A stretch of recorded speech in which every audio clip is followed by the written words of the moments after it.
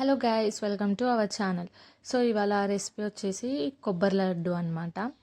So ముందుగా కొబ్బరిని pieces లాగా కట్ చేసుకొని పచ్చి కొబ్బరి దాన్ని మంచిగా మిక్సీలో వేసుకొని ఒక పౌడర్ లాగా చేసుకోవాలి. చేసుకున్న తర్వాత కడాయి పెట్టి దాంట్లో కొంచెం ఆయిల్ వేసిన తర్వాత కొబ్బరి మనం ఏదైతే పౌడర్ వేసుకున్నామో ఆ కొబ్బరి పౌడర్ని అందులో వేసుకొని కొంచెం లైట్గా వేగాలన్నమాట.